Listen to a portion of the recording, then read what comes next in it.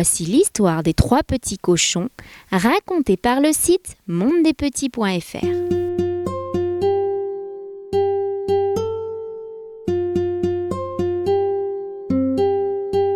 Il était une fois 3 petits cochons. Le jour arriva pour eux de quitter la maison de leur maman. « Au revoir, mes chéris, construisez-vous une belle maison. Mais surtout prenez garde qu'elle soit bien solide pour que le grand méchant loup ne puisse entrer vous manger. » Les 3 petits cochons partirent tous dans une direction différente. Le premier arriva sur un grand champ et se construisit une maison toute en paille. Le deuxième partit en direction des bois et se construisit une maison toute en bois. Le dernier décida de prendre son temps et se construisit une belle maison en briques. Une fois leur ouvrage terminé, les 2 premiers petits cochons rendirent visite à leur grand frère et se moquèrent de lui. Tu n'as toujours pas fini ta maison ? La mienne est terminée depuis un moment déjà. Maintenant, je vais pouvoir m'amuser. Moi aussi. Tu devrais lâcher tes briques et venir jouer avec nous. Rira bien qui rira le dernier. Le travail est toujours récompensé. Ce dernier n'avait pas tort. Devinez qui observait les 3 petits cochons en se léchant les babines. Le loup. Il arriva chez le premier petit cochon, souffla sur sa maison en paille. Elle s'envola aussitôt. Il arriva chez le deuxième petit cochon, souffla un grand coup. La maison de bois s'envola également. Les 2 petits cochons s'enfuirent et se réfugièrent chez leur grand frère. Le loup s'approcha de la maison en briques, souffla, souffla, encore, et encore.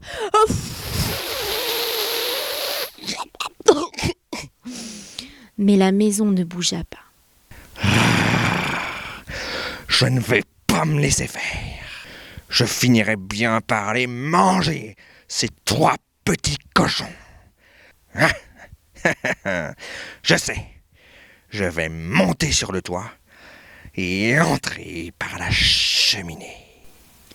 Quand le 3e petit cochon vit ce que faisait le loup, il plaça une marmite remplie d'eau très chaude sur le feu ardent. Et juste au moment où le loup arriva, il ôta le couvercle. Pouf! Le loup tomba dans l'eau bouillante. Il se brûla et sortit très rapidement de la maison. Les petits cochons décidèrent de s'installer tous les 3 dans la maison de briques. Et ils ne revinrent jamais le loup.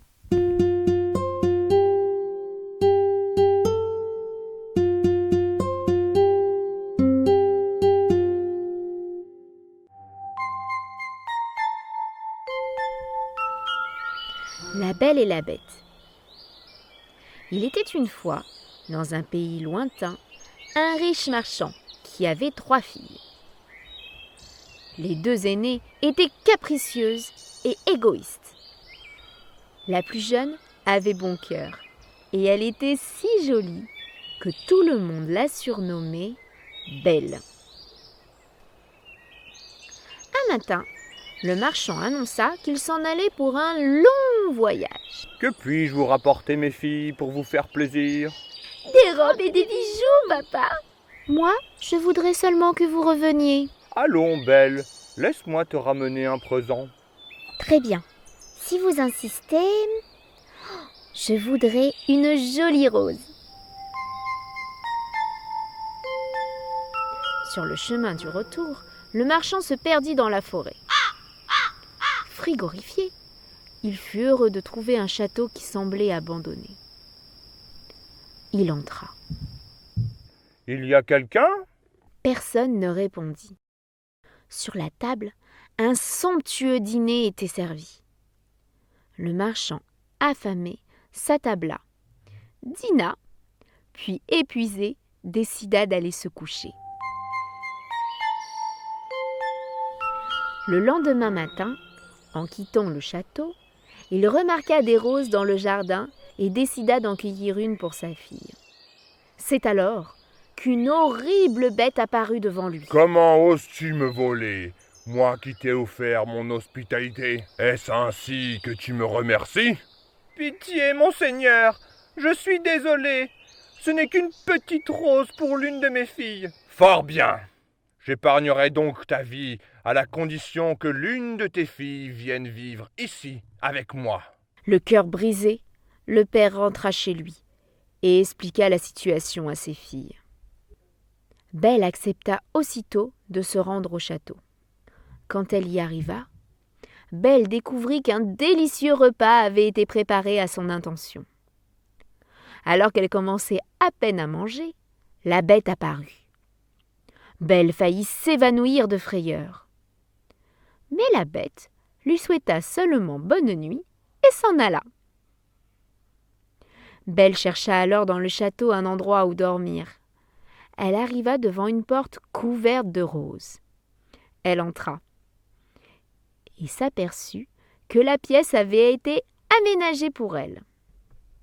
Elle se dit alors : « Si la bête voulait me tuer, elle n'aurait pas fait tout ça. » Durant les mois qui suivirent, la Belle et la Bête apprirent à se connaître et à s'apprécier. La Bête n'était pas méchante. Un soir, la Bête demanda à Belle si elle voulait l'épouser. Belle refusa. La Bête, le cœur brisé, décida de lui rendre sa liberté. « Vous pouvez rentrer chez vous. Vous n'êtes plus ma prisonnière. Tenez, voici une bague. Si vous voulez me revoir, il vous suffira de la mettre à votre doigt et elle vous conduira jusqu'à moi. » Belle rentra chez elle, très heureuse de retrouver sa famille, mais le cœur lourd. Elle s'occupa de son père malade et ne pensa plus à la Bête pendant plusieurs jours. Une nuit, elle fit un horrible cauchemar. Elle rêva que la Bête était morte de chagrin dans son grand château. Prise de panique, elle mit la bague et se retrouva, comme par magie, au palais. Elle chercha la Bête partout et finit par la trouver, gisant sur le sol exactement comme dans son rêve. « Je ne pensais plus jamais te revoir et je me suis laissé mourir. »« Mais non, tu dois vivre. Je t'aime et je veux t'épouser. » À peine eut-elle prononcé ces mots qu'une chose extraordinaire arriva. Le château se métamorphosa et la Bête devint le plus beau des princes. « Oh Belle, en acceptant de m'épouser, tu as brisé le sortilège qu'une méchante sorcière m'avait jadis lancé. » Belle avait brisé le sort, car elle avait compris que la véritable beauté vient du cœur. Un grand mariage fut célébré au château avec tous les amis et la famille de Belle. Ils vécurent heureux et eurent beaucoup d'enfants.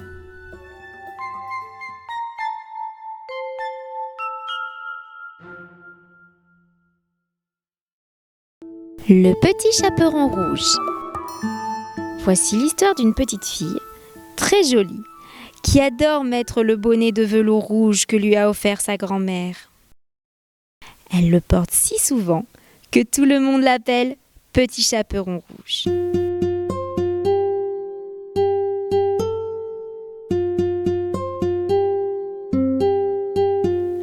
Un matin, sa maman lui demande d'apporter une galette et un petit pot de beurre à sa grand-mère. « Tiens, Petit Chaperon Rouge, porte ce panier à Mère Grand. Elle est malade et affaiblie. Sois bien sage en chemin. Ne t'éloigne pas du sentier, tu pourrais faire de mauvaises rencontres. »« Je serai sage, » promit le Petit Chaperon Rouge.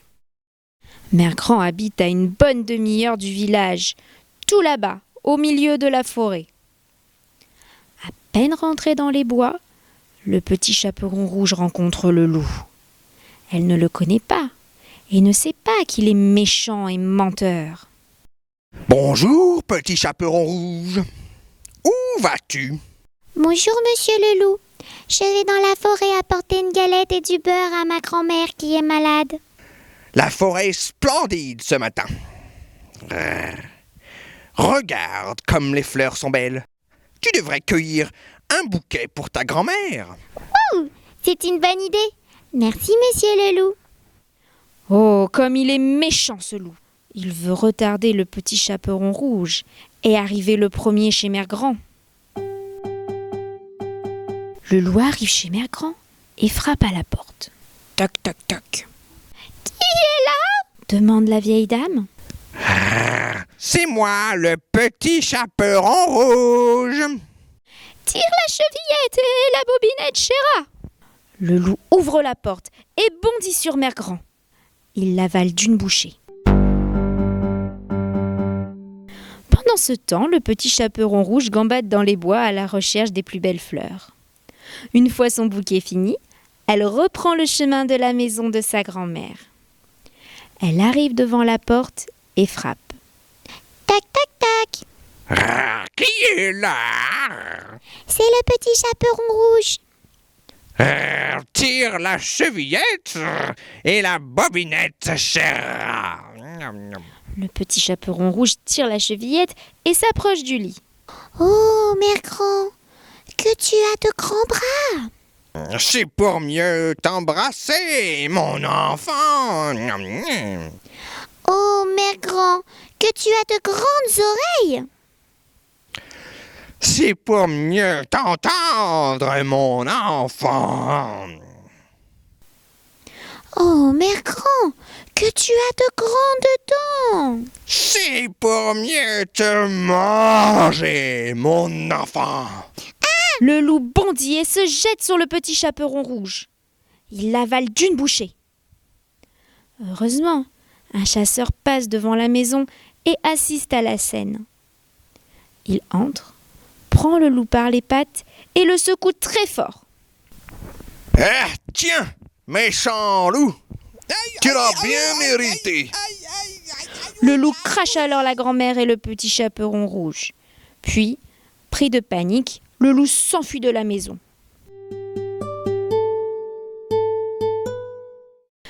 Mère Grand et le petit chaperon rouge, heureuses d'être sauvés, remercient le chasseur. Ils partagent leur galette avec lui. Quant au petit chaperon rouge, elle se promit de ne plus désobéir à sa maman.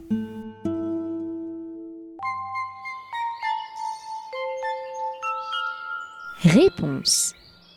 Il était une fois, dans un pays lointain, un jeune couple qui désirait plus que tout avoir une petite fille. Le temps passa et finalement la jeune femme tomba enceinte. Affaiblie par sa grossesse, elle contemplait par les fenêtres les belles réponses de sa voisine.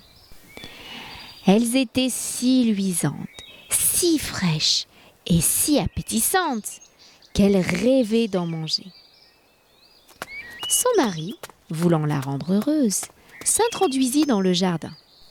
Il ne savait pas que la maison voisine appartenait à une sorcière.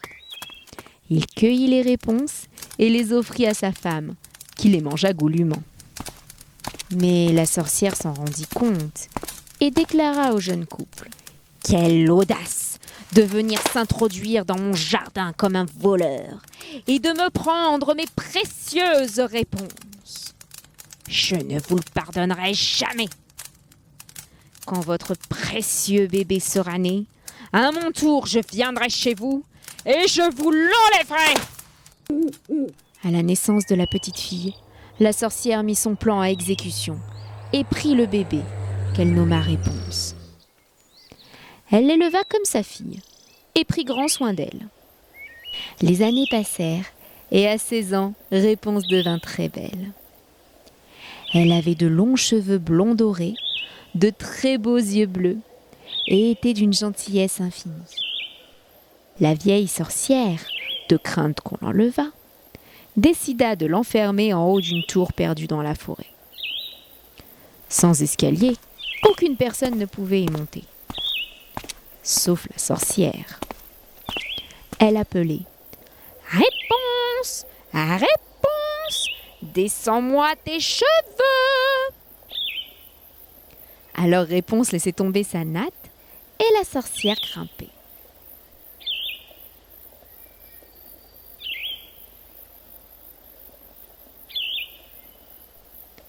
Un jour, la jeune fille crut entendre la voix de la sorcière. Elle descendit ses cheveux, comme à son habitude, mais ce fut un prince qui monta. Elle prit peur. Qui êtes-vous? Ne vous approchez pas! Ne vous approchez pas! Le prince la rassura en lui parlant gentiment, et ils tombèrent amoureux. Le jeune homme passa la voir tous les jours, sans que la sorcière ne s'en aperçoive.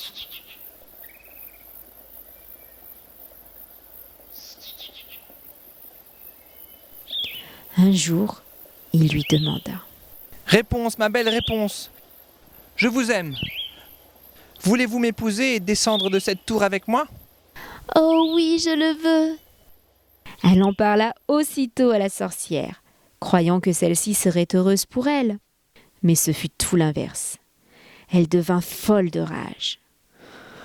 Mais comment as-tu osé me trahir? Moi qui t'ai élevée comme ma fille, tu vas me le payer. Elle coupa les cheveux de Réponse et l'envoya seule dans un désert lointain. Elle tendit ensuite un piège au prince. Après avoir récupéré les cheveux de Réponse, elle le laissa monter en haut de la tour, puis le poussa par la fenêtre. Le prince perdit l'équilibre et tomba sur des épines qui lui crevèrent les yeux. « Jamais, tu m'entends? Jamais tu ne reverras ta bien-aimée !» Le prince, déchiré de douleur, erra dans la forêt, aveugle, à la recherche de réponses. Par un heureux hasard, son chemin croisa celui de Touni, le petit lapin jaune, qui l'emmena dans le désert où Réponse vivait misérablement. Un miracle se produisit alors. Le jeune homme reconnut la voix de Réponse qui chantait au loin. Il s'avança vers elle. La jeune fille s'agrippa à son cou en pleurant. Ses larmes de joie touchèrent alors les yeux du prince et il retrouva complètement la vue. Il ramena sa bien-aimée dans son royaume et un grand mariage fut organisé. Réponse retrouva finalement ses parents et donna à son tour naissance à des petits jumeaux aussi blonds qu'elle.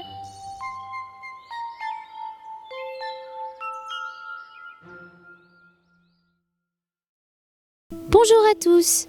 Aujourd'hui, je vais vous raconter l'histoire du vilain petit canard. Cette histoire commence en plein été. Une cane couve ses œufs. Elle trouve le temps long.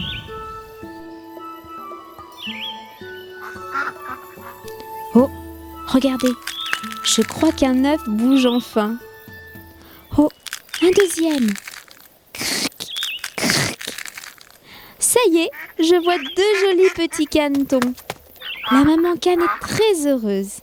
Elle leur fait un gros câlin. Mais il reste un œuf, le plus gros. Qu'il est long à sortir celui-là. La maman cane s'impatiente. Écoutez bien, j'entends un craquement. Oh, le voici. Quel étrange caneton. Il est grand, gris et pas bien beau. Voilà un énorme caneton. Coin, coin. Aucun des autres ne lui ressemble. Il est si gros. Qu'importe, c'est mon petit à moi. Et puis, il est beau quand même quand on le regarde bien. Coin, coin. Et ils partent tous ensemble pour leur première promenade.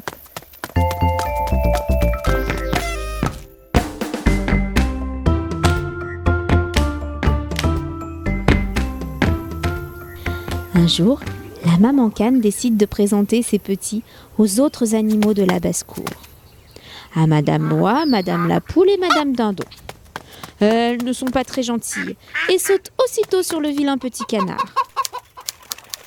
Ah, celui-là, nous n'en voulons pas. Dit Madame Dindon. Ah, il est grand, il est trop laid. Maman Canne intervient aussitôt pour protéger son petit. Ah, mais laissez-le tranquille. Il ne fait de mal à personne. Il n'est pas beau, mais il a bon caractère et il nage bien. Il est resté trop longtemps dans son œuf, voilà pourquoi il est si gros. Mais les animaux de la basse-cour sont très méchants et continuent à faire des misères à notre petit canard. Celui-ci, se sentant rejeté, décide de partir.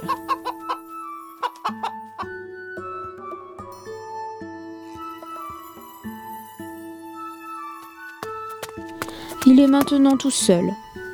Il aimerait trouver une nouvelle famille, mais malheureusement, personne ne s'intéresse à lui à cause de sa laideur. Le temps passe et l'hiver arrive. Il fait froid et il se sent si seul. Allez, nage, petit canard, nage. Il faut bouger, sinon tu vas être emprisonné par la glace.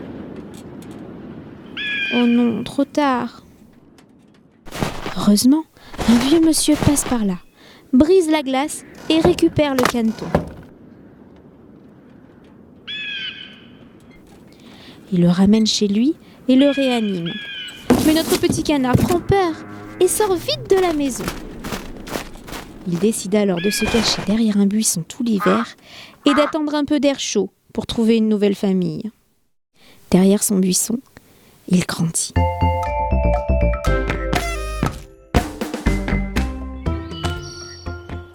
C'est maintenant le printemps qui arrive. Debout, petit canard. Il fait chaud et il fait beau. Allez, lève-toi. Il y a des fleurs de partout et ça sent si bon. Il arrive à côté d'un étang et décide de se baigner. Mais voilà 2 superbes cygnes blancs qui arrivent. Ils sont si élégants qu'ils semblent flotter sur l'eau. Comme ils sont beaux. Le petit canard les admire et dit alors: Je vais voler vers vous. Et vous me taperez certainement d'avoir l'audace de vous approcher. Moi, le vilain petit canard. Il plonge dans l'eau. Mais à son grand étonnement, les cygnes ne l'attaquent pas et semblent l'accepter. Il penche la tête et regarde alors son reflet. Il a bien grandi et ne ressemble plus à un vilain petit canard gris et lourdeau. Il est devenu un très beau cygne. Comme il est heureux. La maman cygne s'approche de lui et commence à lui faire des câlins. Voici l'histoire de Boucle d'Or et les 3 ours, racontée par le site mondedespetits.fr.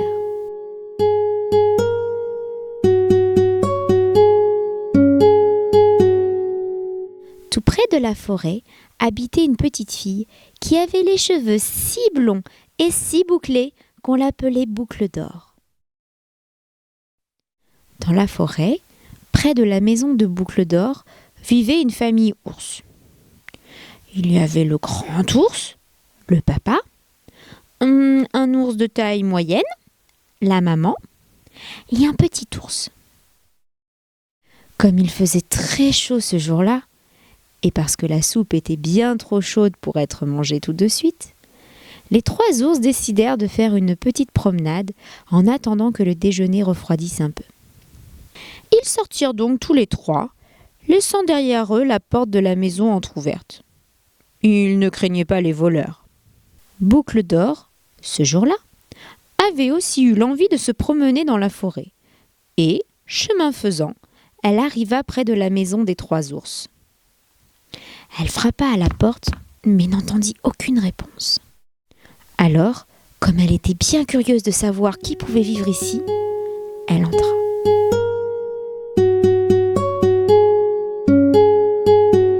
En arrivant dans la salle à manger, elle remarqua sur la table 3 bols de soupe. Elle s'approcha du grand bol, celui du grand ours, goûta la soupe, il la trouva bien trop chaude. Brr. Elle s'approcha alors du moyen bol, celui de la maman ours, goûta la soupe, et la trouva bien trop salée. Elle s'approcha enfin du petit bol, celui du petit ours, goûta la soupe et la trouva tellement à son goût qu'elle la mangea jusqu'à la dernière goutte.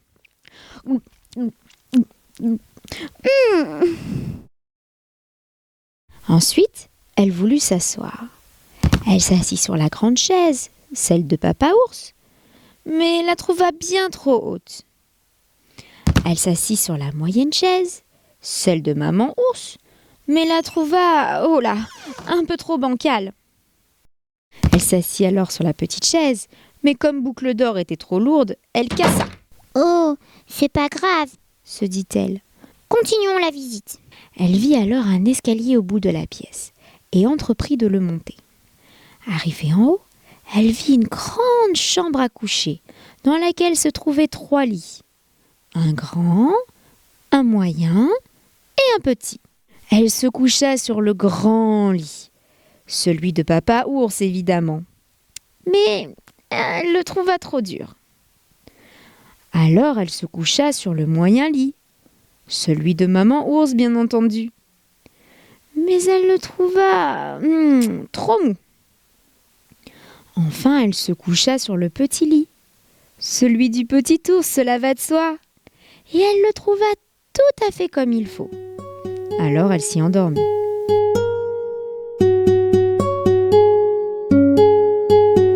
Les 3 ours, comme ils avaient terminé leur petite promenade, rentrèrent à la maison. Le Papa Ours, voyant son bol, s'écria : « Oh, quelqu'un a touché à ma soupe !»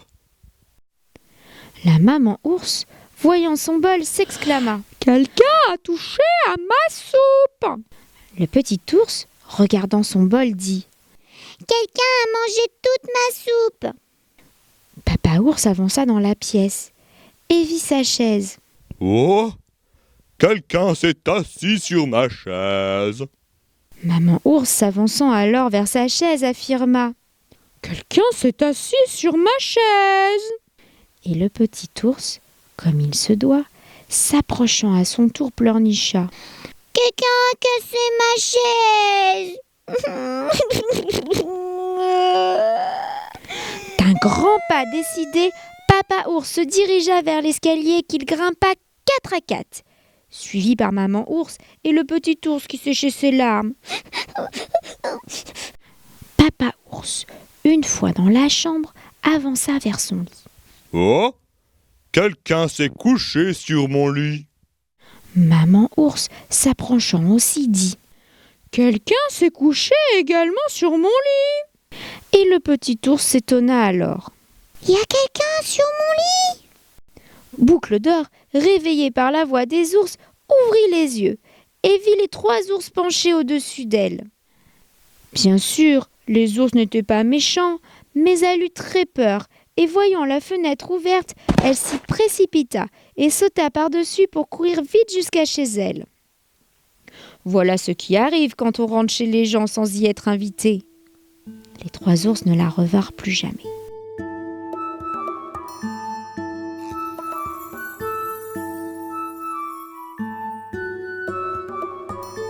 Tu as aimé cette vidéo ? Sur le site mondedespetits.fr, tu pourras imprimer cette histoire illustrée et jouer avec tous les personnages. Alors rejoins-moi vite !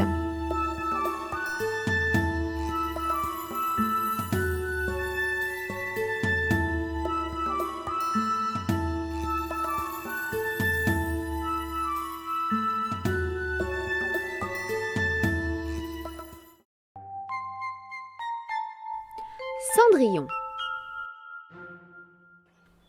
Il était une fois, dans un pays lointain, un gentilhomme qui, étant devenu veuf, se maria avec une femme égoïste et méchante. Elle avait 2 filles, aussi cruelles qu'elle. De son côté, le gentilhomme avait une fille douce et d'une bonté sans exemple. Sitôt mariée, la belle-mère fit éclater sa vraie nature. Elle chargea la jeune fille des tâches les plus ingrates. La pauvre enfant travaillait toute la journée sans répit. Elle n'arrêtait que le soir, quand tout le monde était endormi. Avant de rejoindre le grenier glacé où elle était logée, la pauvre enfant venait se réchauffer un moment au coin de la cheminée. À cause de cela, sa robe était toujours couverte de cendres, si bien que ses sœurs, pour se moquer d'elle, la nommèrent Cendrillon. Un jour, le fils du roi donna un bal et pria toutes les jeunes filles de bonne famille de s'y rendre. Les 2 vilaines sœurs furent transportées de joie. Le prince organise un bal. Oh, je dois être la plus belle. Cendrillon, lave et repasse vite toutes mes robes de soirée et tous mes rubans. Mais dépêche-toi donc. Est-ce que moi aussi je pourrais venir avec vous au bal? Cendrillon au bal. On rirait bien si on te voyait avec ta robe pleine de cendres et ton balai. Allez, viens vite me coiffer. N'importe quelle autre fille les aurait coiffées de travers, mais pas Cendrillon. Elle était bonne. Elle aida ses sœurs du mieux qu'elle le put. Le soir du bal arriva. Les sœurs partirent au bal et Cendrillon resta toute seule, près de la cheminée.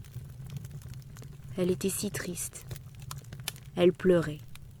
C'est alors qu'apparut une fée, la marraine de Cendrillon. Elle sentit aussitôt la peine de sa filleule. « Bonjour ma chérie, pourquoi pleures-tu autant? Tu voudrais aller au bal toi aussi? » « Oh oui, j'aimerais tellement, mais c'est impossible. » « Tu es une belle personne, Cendrillon. J'ai vu que tu t'étais bien occupée de tes sœurs. Allez, viens, suis-moi dans le jardin.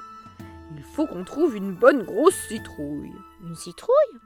Mais pourquoi faire, ma reine? » En un coup de baguette magique, la fée transforma la citrouille en un magnifique carrosse. Elle trouva aussi des petites souris et les transforma en chevaux. Puis elle demanda à Touni qui passait par là. « Veux-tu être le cocher de Cendrillon, petit Touni ?» Touni était tout content de remplir ce rôle. Puis la fée se tourna vers Cendrillon. En 2 secondes, la jeune fille se retrouva habillée d'une ravissante robe de bal et chaussée de magnifiques pantoufles de verre. « Oh, merci, merci beaucoup, ma reine !»« N'oublie pas, Cendrillon, au 12e coup de minuit, ma magie disparaîtra. Tu dois absolument être entrée avant. » Lorsque Cendrillon arriva au bal, elle fit grande impression. Personne ne la reconnut, pas même ses horribles sœurs. Tout le monde la regarda avec admiration. Elle était si belle, si élégante. Le prince lui-même sembla subjugué. Il l'invita aussitôt à danser et ne la quitta plus de la soirée. Cendrillon était si heureuse qu'elle oublia complètement l'heure. En entendant le premier coup de minuit, elle se précipita dehors. Le prince essaya de la suivre, mais il ne réussit pas à l'attraper. Il ne restait alors que la pantoufle de verre que Cendrillon avait laissée tomber dans la précipitation. Cendrillon rentra chez elle, sans carrosse, sans laquais, avec ses vilains habits, mais heureuse comme jamais. Le lendemain, le prince fit un communiqué officiel. Il déclara qu'il souhaitait épouser la jeune fille qui arriverait à mettre la pantoufle de verre. Un messager du prince parcourut tout le pays à la recherche d'une jeune fille qui arriverait à enfiler ses chaussures. Mais le pied de Cendrillon était si petit que personne n'y arrivait. Il se présenta devant les 2 jeunes filles. Elles firent tout leur possible pour faire rentrer la chaussure dans leurs pieds. « Et moi, puis-je essayer ?» Le messager approcha alors la chaussure de Cendrillon. Elle lui allait parfaitement. « C'est pas possible !» L'étonnement des 2 sœurs fut grand, mais encore plus grand quand Cendrillon tira de sa poche l'autre pantoufle. On conduisit alors Cendrillon au prince, qui la reconnut aussitôt malgré ses vilains habits. Quelques jours plus tard, un grand mariage fut organisé. Cendrillon était très bonne et elle pardonna à ses sœurs. Elle les logea même au palais. Et c'est ainsi que Cendrillon vécut heureuse auprès de son prince charmant.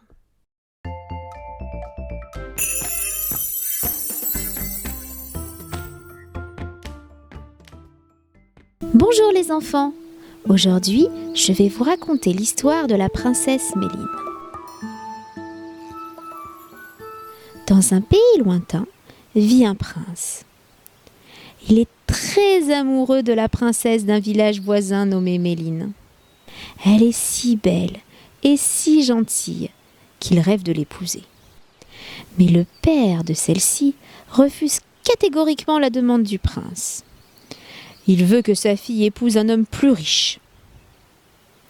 Mais la princesse ne veut pas et elle le fait savoir à son père. « Je ne veux que lui. Et je n'en épouserai aucun autre. » Le roi se fâche alors et décide de construire une grande tour sans fenêtre et sans porte. Il dit à sa fille : « Tu resteras enfermée là, jusqu'à ce que tu changes d'avis et que tu acceptes d'épouser un prince plus riche que je t'aurais choisi. » On enferme Méline avec sa femme de chambre dans la grande tour et on lui donne de la nourriture et de l'eau pour tenir des années. Le prince part à la recherche de Méline et crie son nom. Mais il ne sait pas qu'elle est enfermée dans la grande tour. Il passe devant, mais ne se rend compte de rien et finit par la croire morte. Le temps passe. Les réserves en nourriture commencent à s'épuiser. Méline prend alors une décision. « Plus personne ne viendra nous sauver. Il faut sortir. Allez, viens, aide-moi. » Elle prend le couteau à pain et commence à gratter. Rien ne bouge. La femme de chambre essaie à son tour. « Allez, courage, vous allez y arriver. » Un premier petit bout de pierre tombe enfin, ce qui leur redonne de la force. Avec beaucoup de patience, elle voit enfin les premiers rayons de soleil. Comme ça fait du bien!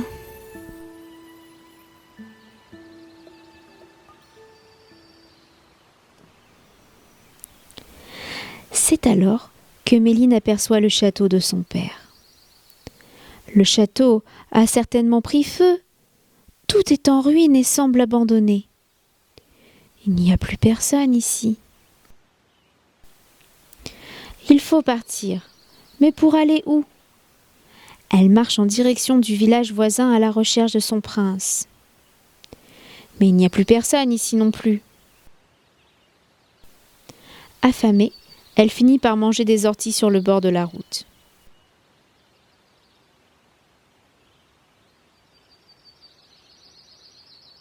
Ce n'est que bien plus tard, dans un village voisin, qu'elle rencontre un cuisinier qui lui propose de travailler pour lui au palais.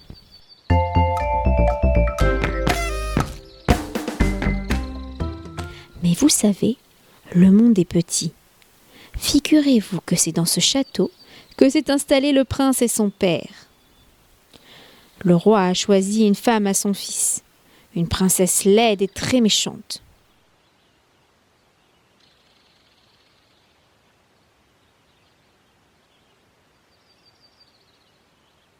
La fiancée, quant à elle, est déjà au palais.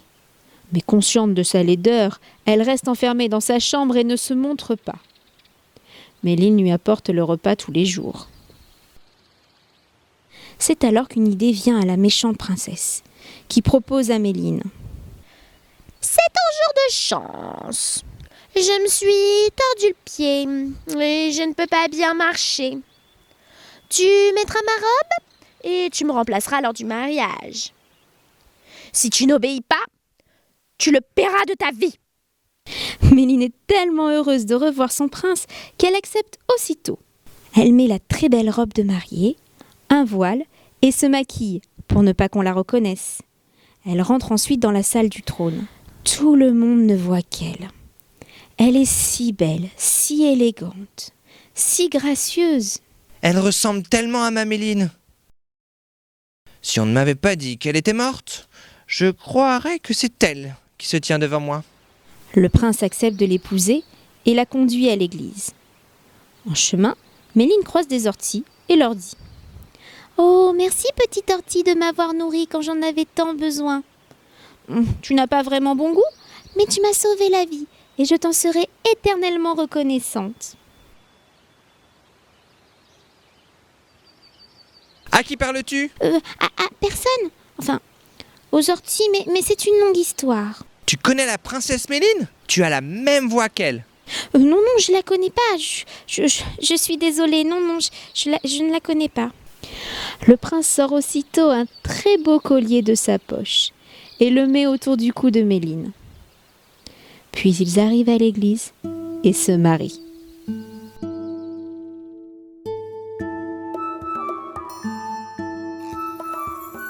De retour au palais, Méline enlève la jolie robe de mariée. Mais elle garde le collier en souvenir de cette superbe journée avec le prince.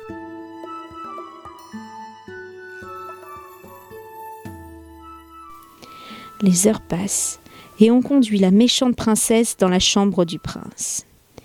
Elle cache son visage sous son voile pour que le prince n'apprenne pas la supercherie. Le prince dit alors « Qu'as-tu dit aux orties près de la route ? À quelle ortie ?